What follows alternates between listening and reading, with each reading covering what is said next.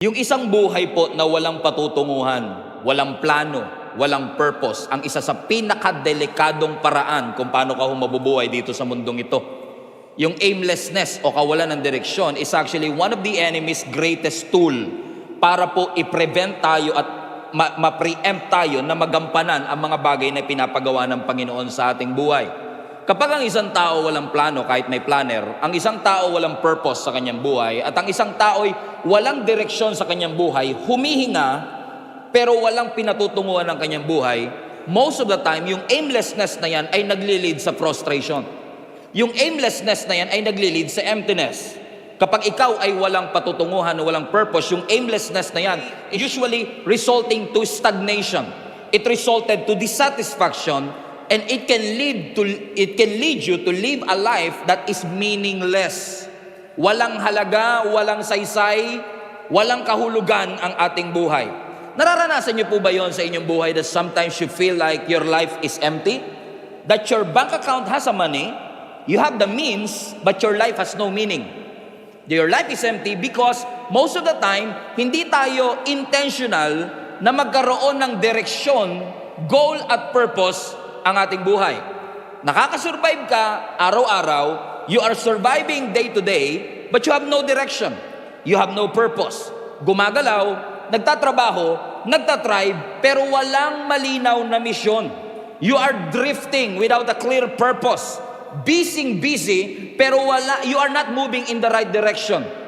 You are functioning, but you are not flourishing. As I've said, komportable ang buhay, pero parang empty ang iyong pakiramdam. Na-imagine niyo po ba kung gaano ka-tragic na kung kayo ay sasakay, for example, ng eroplano at ang piloto ay mag-a-announce, "Ladies and gentlemen, this is your Captain Stephen Prado speaking. And we are now cruising at the altitude of 37,000 feet. Actually, ladies and gentlemen, hindi ko po alam kung saan tayo pupunta. Ang alam ko lang, lumilipad po tayo ngayon sa mga oras na ito." Can you imagine the nightmare of every passenger of an airplane na yung kapitan mismo, sinasabi niya sa atin, lumilipad tayo pero wala tayong patutunguhan. Na siya ay nagmamaneho ng 35 billion peso A380 airplane na walang patutunguhan, walang destinasyon, is a waste of potential, it is a waste of resources. And unfortunately, many of us, katulad ng katabi mo, worth it, valuable, may halaga, ibinigay ng Panginoon ang kanyang buhay para sa bawat isa sa atin, and yet, we are living our lives aimlessly. Wala tayong purpose, hindi natin alam kung saan tayo pupunta. And let me tell you this, my friends and family, global family, kung hindi ka magiging intentional, kung hindi ka magiging driven, finding a purpose in this directionless and meaningless world is actually impossible. But let me tell you this, but the moment na ma-discover mo kung ano ang purpose at ang misyon ng iyong Creator sa iyo, that is one of the most important moment of your life. Let me repeat, the most important moment in your life is for you to discover ano ang reason kung bakit ako nag-i-exist at ano ang bagay na pinapagawa ng Panginoon sa aking buhay. Kasi once na nalaman mo yung purpose mo ang magtutulak sa iyong manatiling gising kahit inaantok ka na. Yung purpose mo ang magtutulak sa iyong bumangon kahit inaantok ka. Yung purpose mo ang magtutulak sa iyo na magpatuloy kahit nahihirapan ka na. Hallelujah! Palapakan natin ang ating Panginoon. And bakit nga po ba tayo maglalaan ng isang mensahe para lang malaman natin ang ating purpose? Bakit nga ba natin kailangan pag-usapan sa simbahan kung ano ang layunin ng ating buhay? And I've been asked many times, as your pastor for more than 11 years, ako po ay natanong na nang hindi ko na mabilang ng mga pagkakataon, "Pastor, bakit po importanteng alam ng tao ang kanyang purpose?" At ang lagi kong sinasagot, simpleng-simple lang. Kaya po importanteng alam ng tao ang kanyang purpose para malaman niya kung ano ang hindi niya purpose. Grabe, ang lalim. Bakit? Kasi kapag alam mo ang purpose mo, hindi ka mag-aaksaya ng panahon para gawin yung mga bagay na hindi mo naman purpose in the first place. Tingnan niyo ang ating Panginoon. When Jesus came here on earth, nung hinubad niya ang kanyang pagka-Diyos, nagkatawang tao ho siya. Napansin niyo ho ba that He came in a way, bumabaho siya mula sa langit And for me personally, opinion ko po ito, he came in a way that made no sense. Kung ako po ang tatanungin ninyo, with the mission to save the world, yung kanyang pagpunta rito bilang baby is not a good strategy. Right? Kasi ang kanyang purpose, ang kanyang mission ay iligtas ang sangkatauhan, iligtas ang buong mundo, and he came as a baby. For me, that's not the best strategy. Kung titignan mo sa unang tingin, pumunta ang ating Panginoong Hesus na wala ho siyang influence sa gobyerno, wala siyang connection sa gobyerno, and if He wants to change the society, if He wants to save the world, hindi ho ba parang makakatulong na may influence at connection ka sa gobyerno?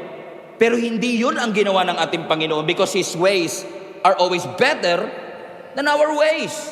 And if you think about this, 33 years na nag-exist ang ating Panginoong Hesus bilang tao dito sa mundo, and only for 3.5 years nag-exist yung kanyang ministry. How many? 3.5 years. Now, if you are going to ask me po, yung 3.5 years para sa isang malaking misyon na world conquest to save the world, it's not enough time. Diba? Biruin mo, ang mission mo, isave ang mundo, world conquest, world domination, tapos ang oras mo lang at ang timeline mo, 3.5 years. Ako nga po, naglilingkod na sa Panginoon for 25 years. I've been your pastor for more than 11 years. Tapos si Jesus, 3.5 years lang. Is it as if parang ang iksi-iksi ng oras para sa isang napakalaking mission? Correct? Pero question, nakita nyo ba si Jesus na na-stress? Nakita nyo ba si Jesus na naging anxious? Na na-late sa kanyang appointment? Nakita nyo po ba ang ating Panginoong Hesus na na-pressure sa ministry? Hindi. He has a little time with a big vision and yet hindi natin siya nakitang stress. Bakit? Purposeful siya. And yet, look at this. Tayo, we're always busy. We're always anxious. We're always stressed. We're always running late sa ating mga appointment na hindi natin nakita ang ating Panginoong Hesus. Na parang pakiramdam natin ito ang normal na buhay.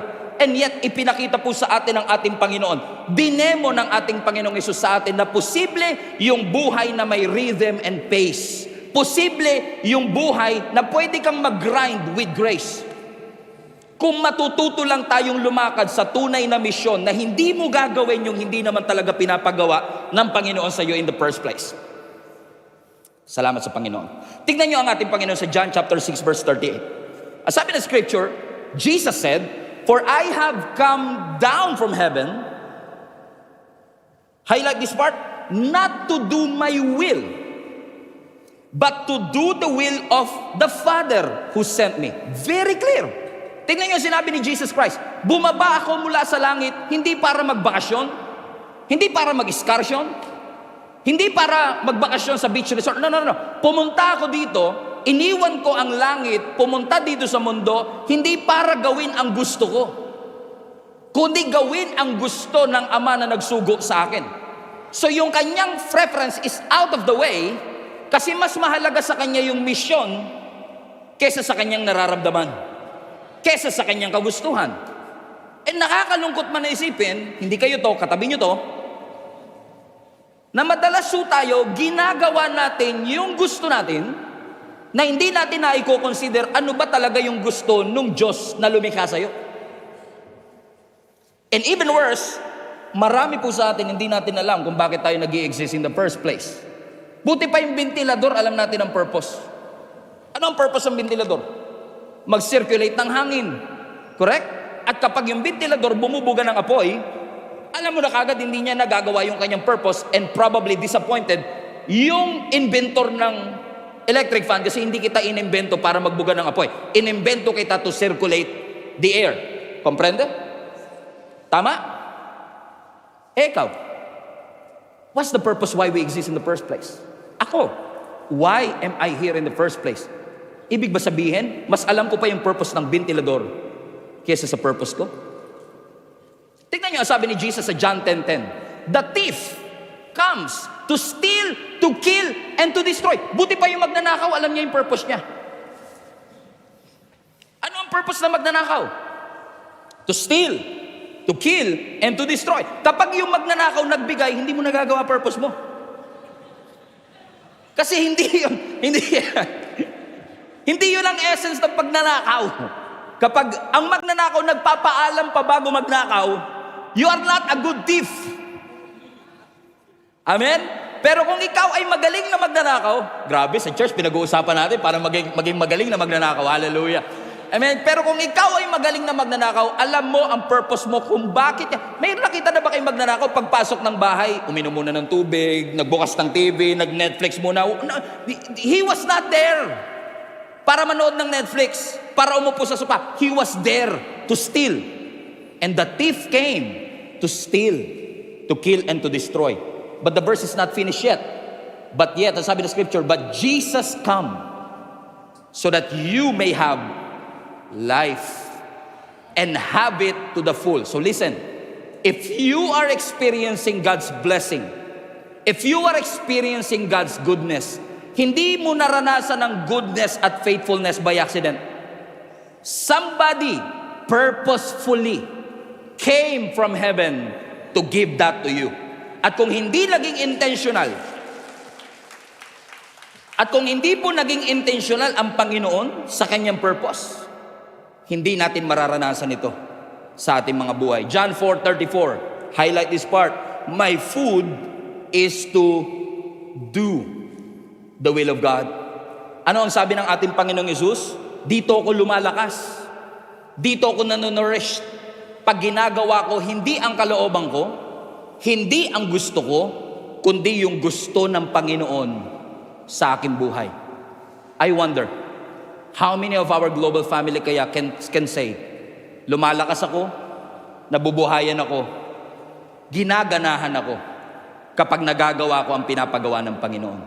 Kasi even our Lord Jesus Christ is very intentional. I'm not here to please people, to gain your validation. I'm here for a purpose of saving the world. And if Jesus had a mission, naniniwala din ako na lahat ng follower ni Jesus dapat may mission. How many among you consider yourself as a follower of Jesus Christ? Now listen, not a fanatic, a follower. Kasi yung mga fanatic, umaalis yan pag mahirap na. Ang follower, kahit may challenge, kahit mahirap na, sumusunod. Sa John chapter 6, nangyari yan eh. Amen? Nung sinabi ng ating Panginoong Yesus that if you want to see my kingdom, you must eat my body and drink my blood. And people took it literally, ba't namin kakainin ng iyong laman at ba't namin iinumin ng iyong dugo? And on John 6:66, ang sabi ng scripture, maraming tao ang nag-unfollow kay Jesus Christ, kinancel culture siya. Kinancel siya ng mga tao, sabi niya, he's insane. Kabaliwan ito.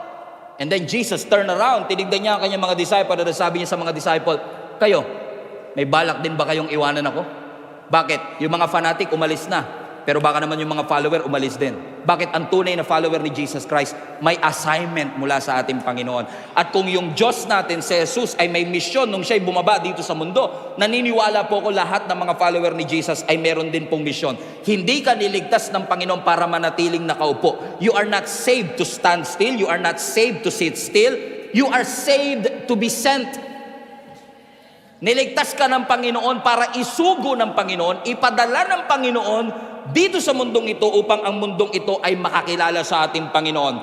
God never intended anybody to live an aimless life. Hindi gusto ng Panginoon na tayo ay nabubuhay na walang direksyon ng ating buhay. He created each and every one of us for a purpose. And the moment you accept Jesus Christ as your Lord and Savior, watch this, you step into a divine assignment. All of a sudden, yung walang plano, nagkakaplano. All of a sudden, yung walang plano, may assignment bigla mula sa ating Panginoon. Why? Because the moment you accepted Jesus Christ as your Lord and Savior, meron ka kagad assignment. Hindi jacket, assignment. Sabi mo sa katabi mo, may assignment ka. So every Christian is not just saved, you are sent. That's why, when Jesus ascended to heaven, remember that? When Jesus rose again from the dead, at siya'y umakyat po muli sa langit, He was witnessed, watched by 500 people. And 500 people nakatingala sa ating Panginoong Yesus habang pinagmamasdan siyang bumabalik sa langit. Pero hindi sinabi ng ating Panginoon sa kanila, guys, all 500 of you, stay where you are and be blessed. Kasi ang purpose kung ba't tayo nag-i-assist, hindi lang para ma-blessed. Hindi masamang ma-bless. pero hindi mo purpose ang mabless.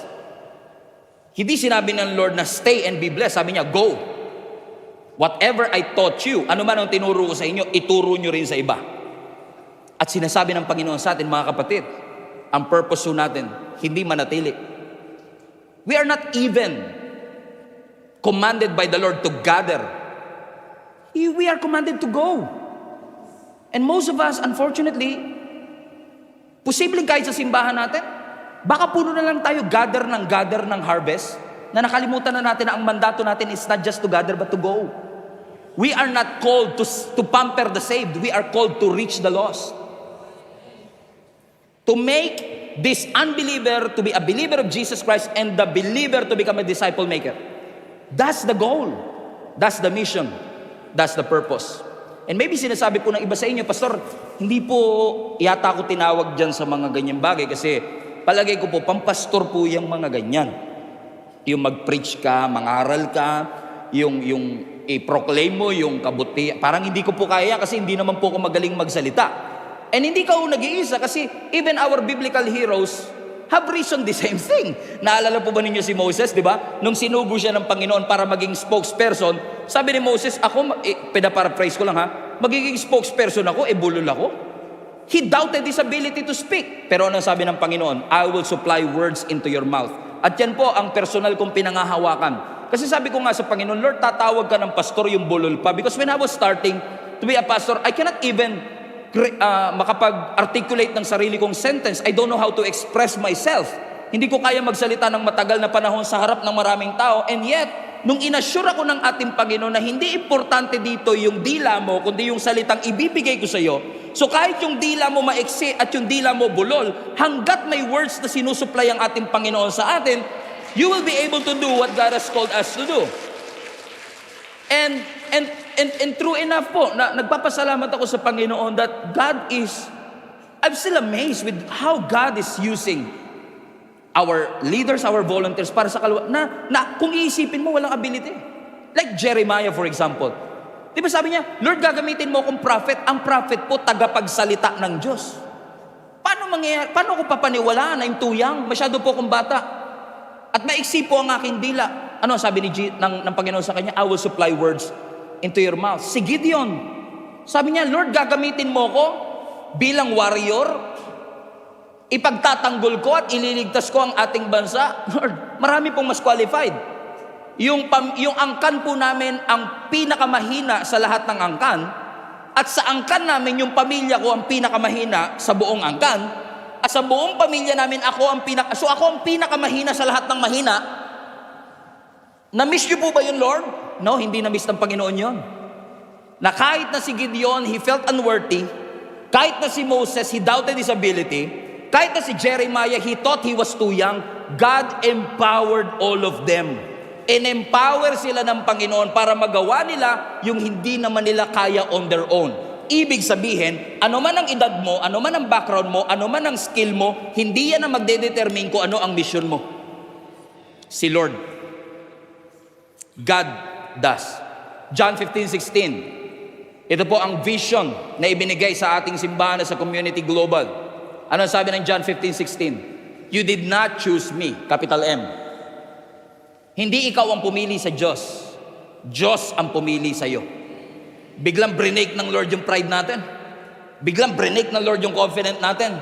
Nasasabihin natin, in 1992, I found the Lord.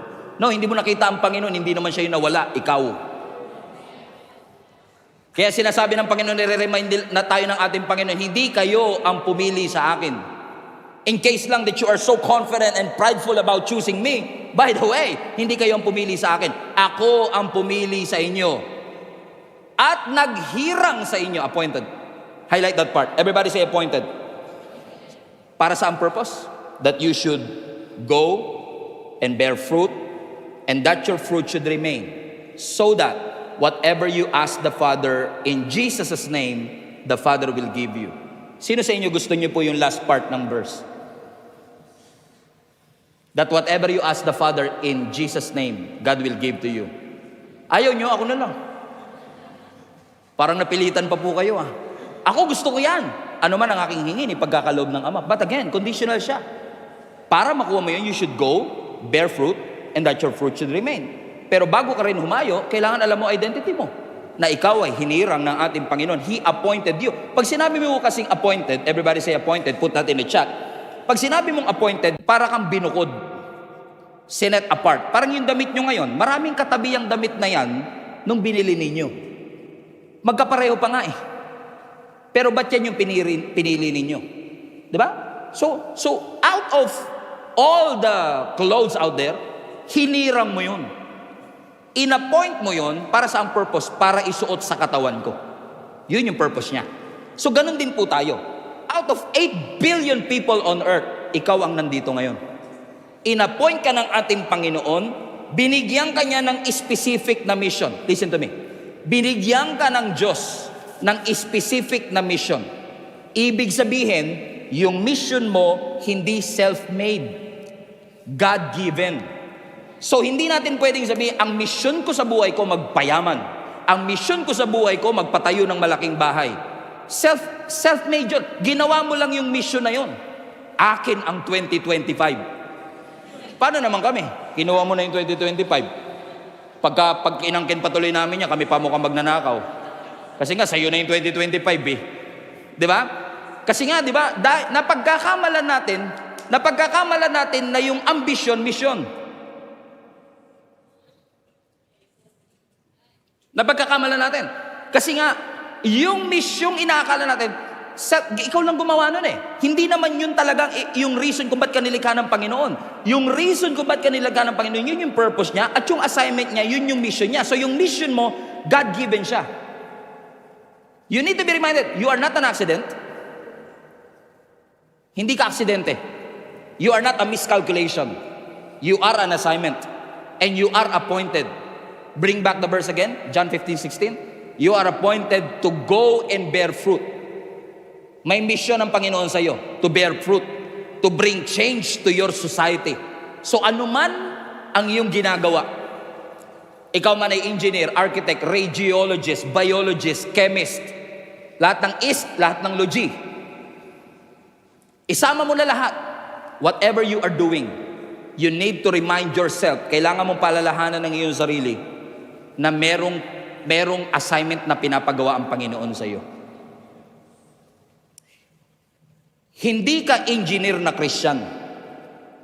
Hindi ka architect na Christian. Hindi ka artista na Christian. Christian ka muna, which happens to be an engineer. Kailangan nauuna lagi yung identity mo kay Kristo bilang Kristiyano bago yung ginagawa mo. Kasi once na nagkapalit, mas matimbang na yung ambition kaysa sa mission. Because when the mission is clear, the decision will be clear. Kaya marami po sa atin, hindi klaro yung mga decision natin sa buhay. Kung ano na lang, YOLO, happy-go-lucky. Wala kasing intentional purpose kasi hindi natin alam ano ba talaga pinapagawa ng Panginoon. God has an assignment for you. Hindi aksidenteng nasa Japan ka, hindi aksidenteng nasa Russia ka, hindi aksidenteng nasa Pilipinas ka, hindi po aksidente na yung pamilya mo, at yung napang-asawa mo.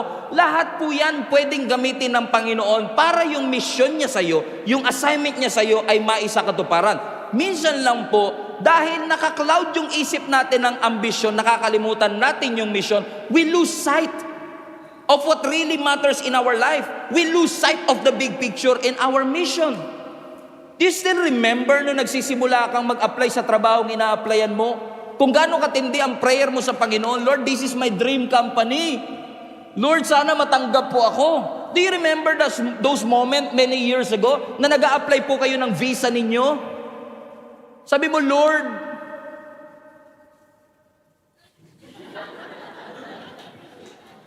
payagan nyo lang po ko, Lord. Ma-approve lang po yung visa ko, Lord. Gagamitin ko po yung influence ko, Lord. Yung resources ko, Lord, para magkaroon ng Gia Barcelona, Lord Jesus. Remember that moment? Na, Lord, kung hayaan mo lang ma-approve tong visa na to, magkakaroon po ng Gia Miami, Lord, Gia Miami. Sarap pakinggan, Lord, Gia Miami. Gia Los Angeles. Nakita ng Lord yung panalangin mo kasi nakadapa ka na eh.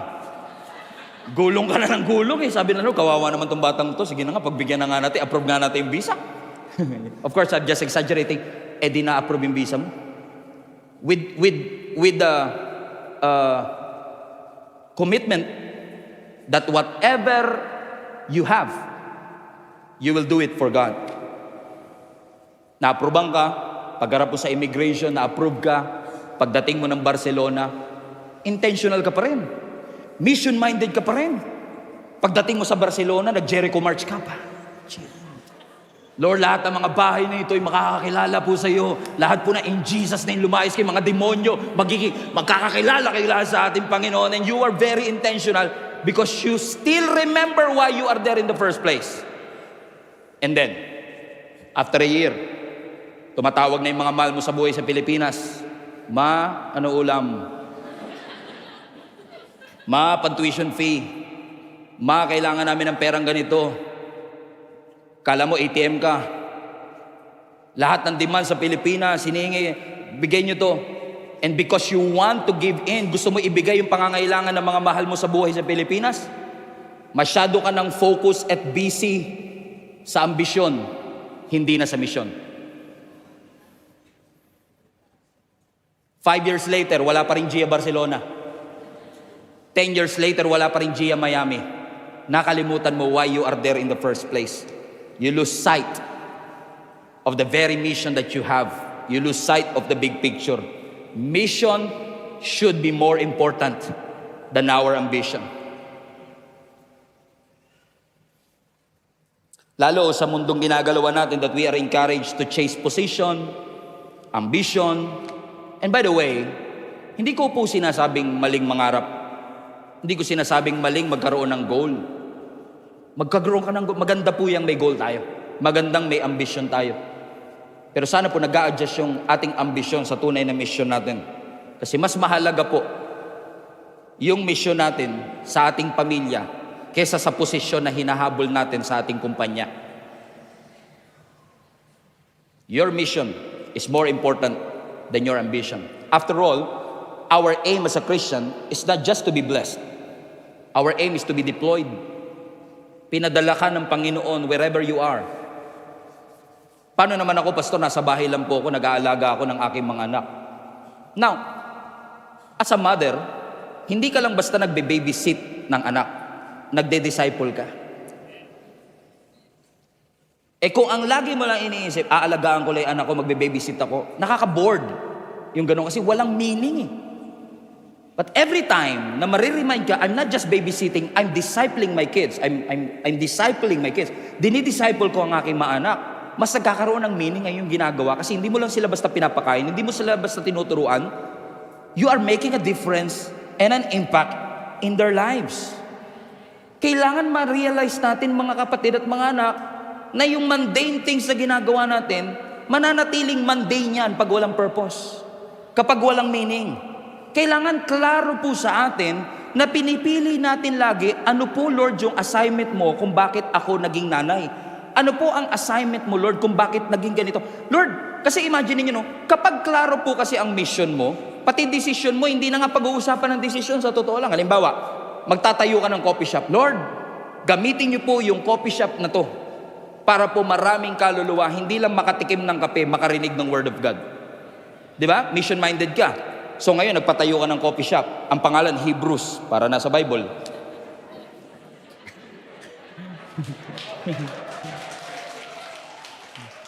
Okay? So meron kang coffee shop, Hebrews ang pangalan. Very mission-minded ka, pinapagawa. Imagine mo to, kapag alam mo ang mission mo, hindi mo natatanungin, Pastor, ano kaya magandang ilagay sa dingding? Alam mo na agad. Kasi alam mo yung purpose mo. Ang purpose mo is to share the gospel. Pati music mo sa coffee shop mo, hindi mo natatanungin sa akin. Kasi alam mo na, kung purposeful ka, hindi mo natatanungin anong music, anong ambience, anong decals. Kasi dahil purposeful ka, when the mission is clear, the decision will always be clear. Kaya lang kasi labo-labo po ang buhay natin kasi hindi tayo missionary. Sa mga mission field natin, akala natin bisita tayo. Missionary po kayo.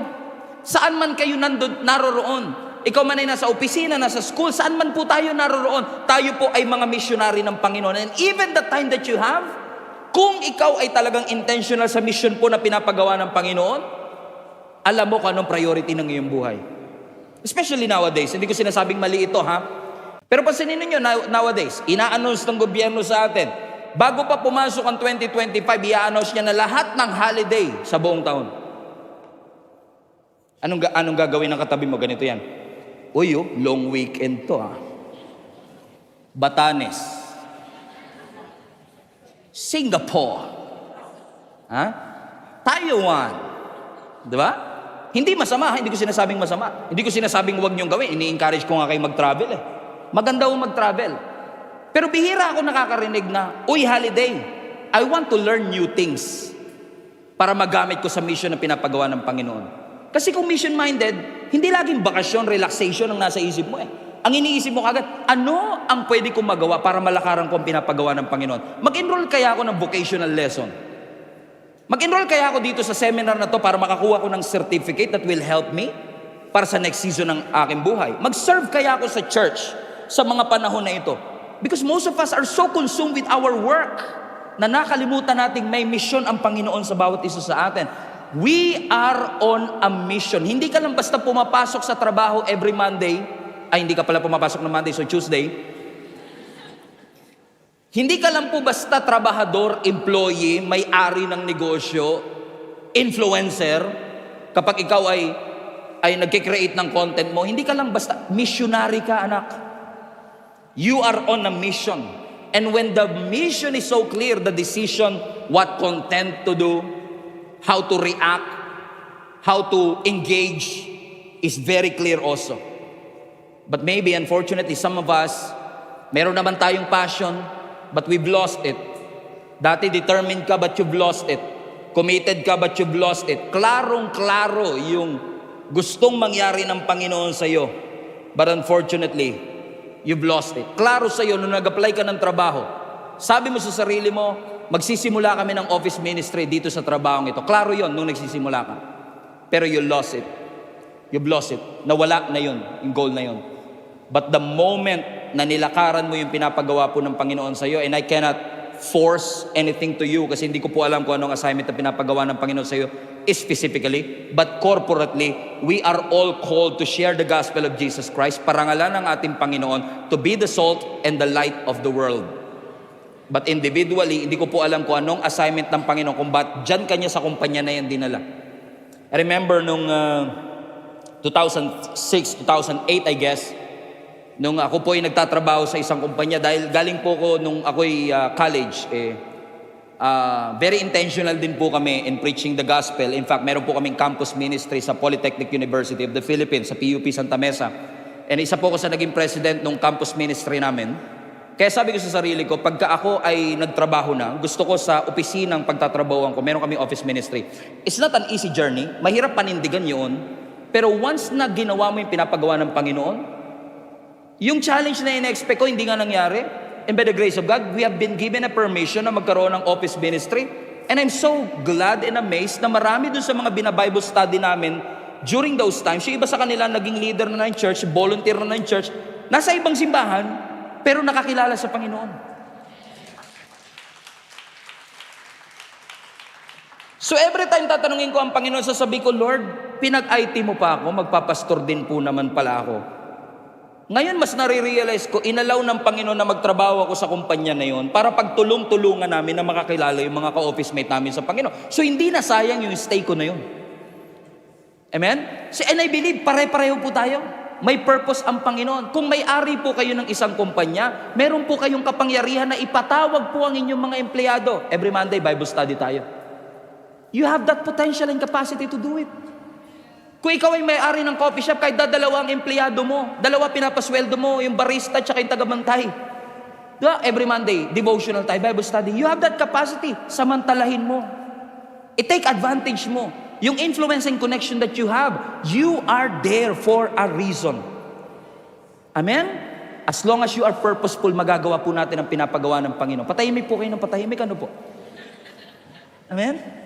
Naalala ko nung nag-a-apply po ako ng trabaho, actually hindi ako naman nag-apply ng marami kasi nung nag-a-apply po ako ng trabaho, since IT po ang aking profesyon, talaga pong ang IT, mahirap po makahanap ng trabaho na walang weekend. Kasi usually ang mga IT, especially nung noong mga panahon ng 2008, 2009, pa-boom po yan eh. Panahon ng 2009 is panahon ng boom ng Facebook eh. Talagang in demand po ang IT profession ng time na yun. Pero alam niyo po, dahil lumaki ako sa simbahan and I know kung anong pagtawag ng Panginoon sa akin, hindi ko po pino-force ito na gawin ninyo kung gawin ninyo at maging katulad ng conviction ko ang conviction ninyo. Hayaan nyo ang Diyos ang mangusap sa inyo. Alam niyo po, sa lahat ng a-applyan ko trabaho, lagi ko sinasabi, Lord, kahit gaano kalaki ang sweldo, basta may pasok ng linggo, no kagad sa akin yan. Na hindi ko sinasabing posibleng ganun din sa inyo kasi kung lahat naman ng tao sa buong Pilipinas walang pasok ng linggo, di wala tayong nagbebenta sa Jollibee, walang cashier sa LRT. Ginanaw naman yung sinasabi ko mga kapatid. Pero ako mismo, personal conviction ko yun na ilaan ko ang Sunday para sa ating Panginoon. And that's a good advice kung gagawin niyo rin po sa inyong buhay. Bakit? Hindi ako masisilaw. Kapag alam mo ang purpose mo, hindi ka masisilaw sa laki ng offer.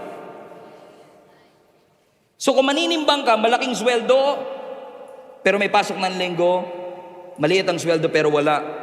Pero kung alam ko ang purpose ko, hindi ako masisilaw sa madali ang offer. And once I'm there already, once nakapasok ka sa trabaho, remind yourself, may calling ka, may mission ka. You are not just there to build your career. You are there to build the kingdom of God.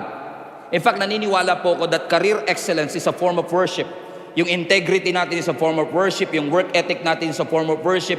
Yung discipline natin sa ating trabaho is a form of worship. I'm not just here to build my career. Walang masama to build your career. But always remind yourself, I'm called. Tinawag ako ng Panginoon at may purpose po ang Panginoon sa akin.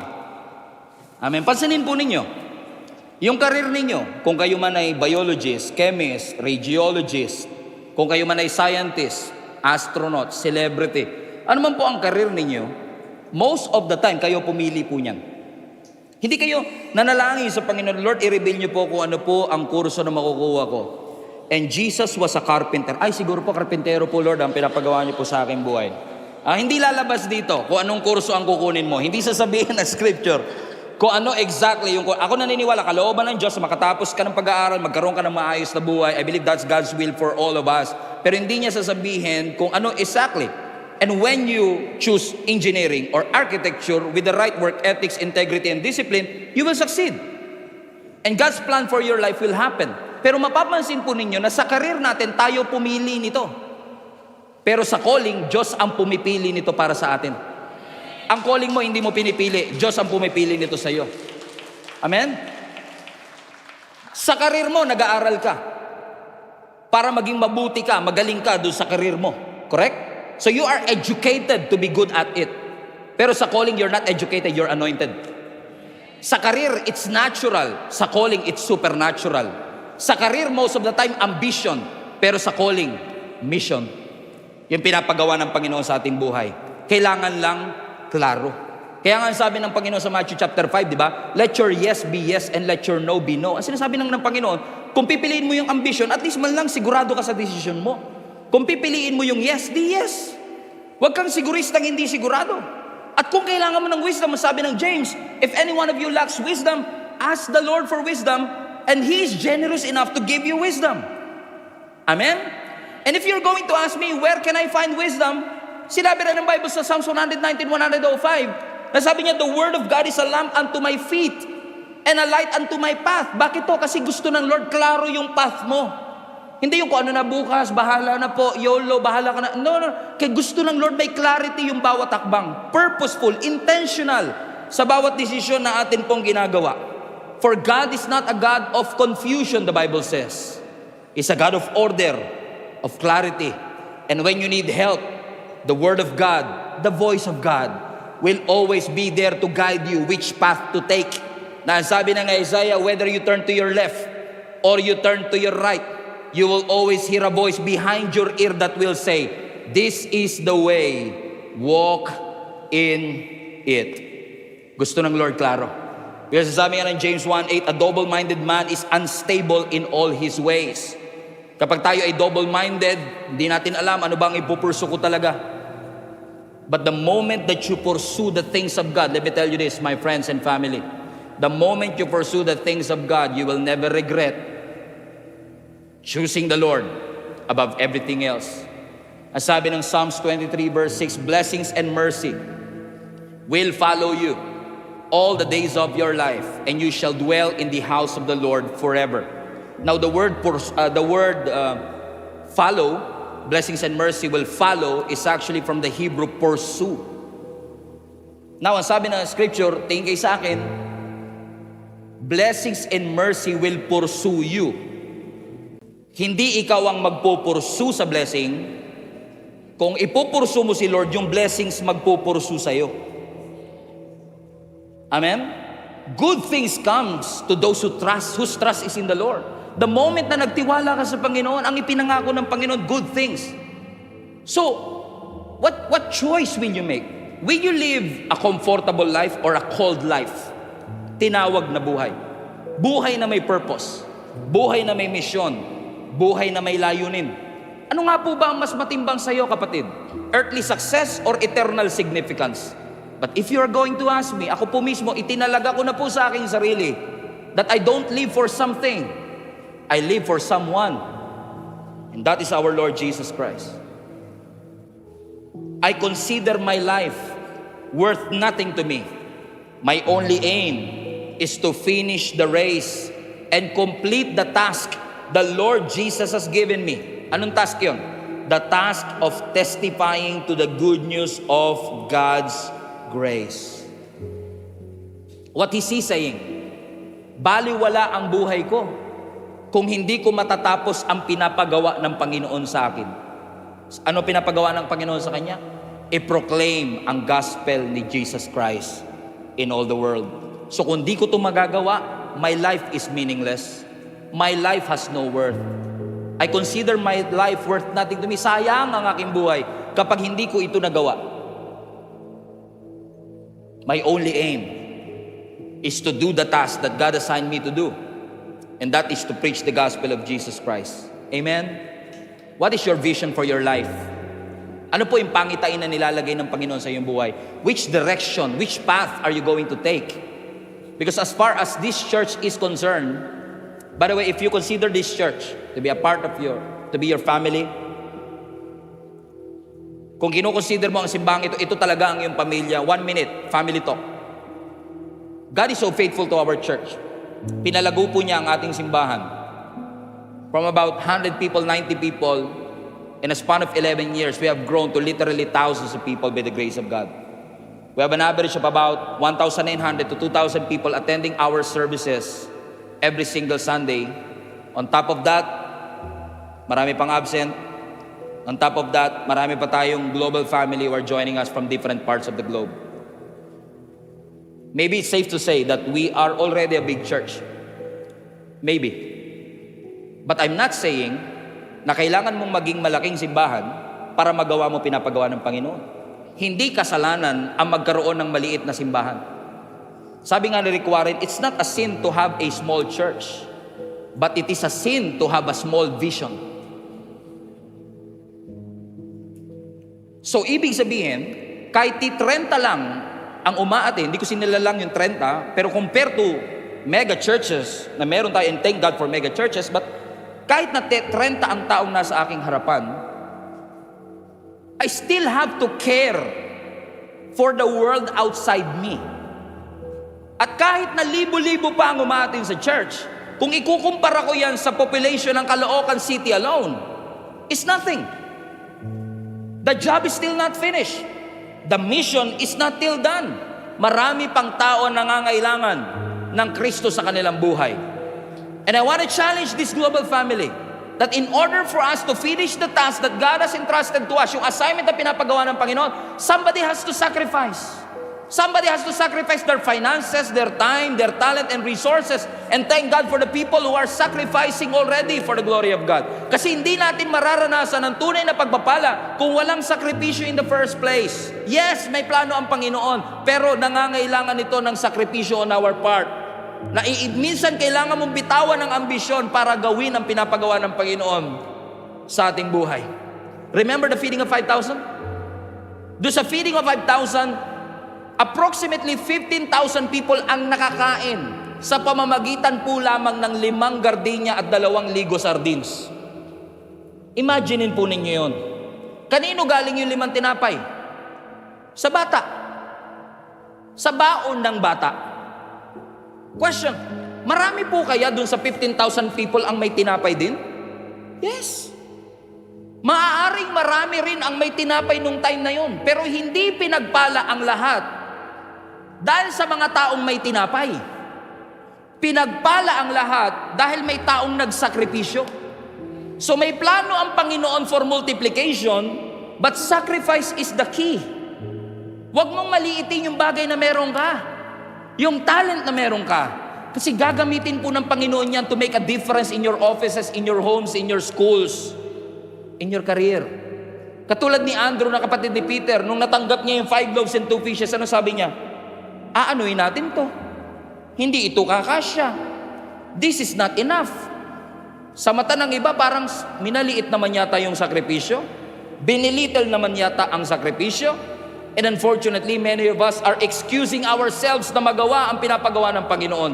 You excuse yourself to serve the Lord kasi pakiramdam mo wala ka namang maiaambag. It may seem not much to you, but if you will sacrifice what God has asked you to sacrifice, and if you will give what God has called you to give, God has the ability in a way of multiplying our not enough.